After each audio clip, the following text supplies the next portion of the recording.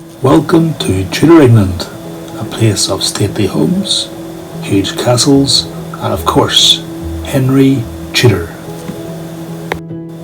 Henry was not supposed to be king. His brother, Arthur, was next in line to the throne, and Arthur had married a beautiful Spanish princess called Catherine of Aragon.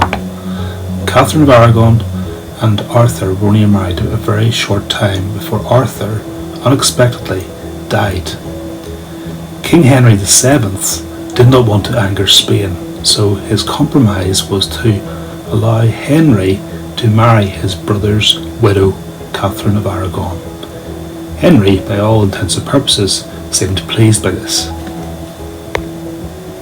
The couple seemed very much in love and were very popular across England.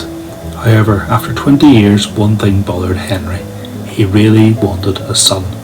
Despite poor Catherine giving birth to 6 children, only one of them survived, Mary. And Henry desperately wanted a son. He wanted a son to fight for the kingdom, and he wanted a son because he could get to keep his Tudor name, something Henry's family had struggled hard to put on the throne of England in the first place. By 1527, Henry has had enough. He wants a divorce. He believes Catherine is too old to bear any more children, and he believes his marriage is cursed. He's also in love with someone else, Anne Boleyn. However, Henry cannot get a divorce unless he asks the Pope in Rome. However, the Pope is worried about angering the powerful Spanish king who clearly favours Catherine. The Pope says no, deeply angering Henry and causing him to think again about the relationship with Rome. Henry has an idea. He believes the only way forward and to marry Anne is to break with the Roman Catholic Church and to make England a Protestant country.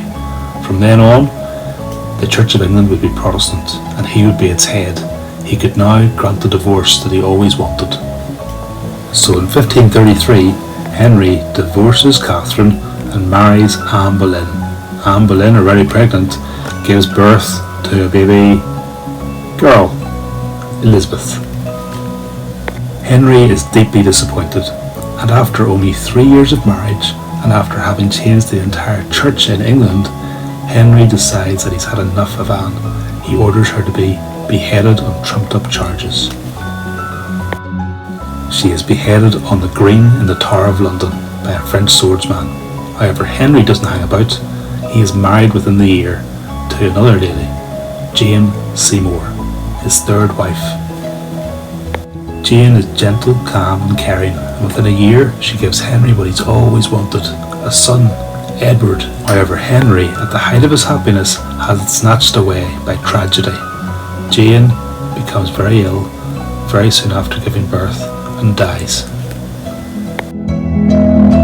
Henry is deeply saddened, and it takes his advisors 3 years to get him to marry again. They do so by making him fall in love with a portrait of a Flemish princess called Anne of Cleves. Henry falls head over heels with what he sees. This is the woman he is going to marry. This is the woman he knows he's going to love. However, when it comes to the big day, after so much pomp and circumstance, Henry is standing at the top of the altar, waiting for this beautiful bride to arrive. He turns around, expectantly. But what greets him is not what he expected. The painting that had been sold to him was not what was in front of him. He is horrified and calls poor Anne a fat Belgian mare, a fat Belgian horse. He's determined that this is going to be divorce already. Henry by this stage is getting old and has awful ulcerated legs. It doesn't stop him getting a young, beautiful bride, Catherine Howard, who he marries in 1540. However, Catherine continues to flirt with other younger men, much more attractive than Henry. Henry finds out, and soon, poor Catherine is going to get executed herself. She's executed in 1542. In 1543, Henry marries for the last time. Her name is Catherine Parr. Catherine Parr is kind and gentle and nurses Henry through the last years of his life, times whenever he was actually cantankerous, angry and paranoid. She managed to do what everybody else did not: outlive him.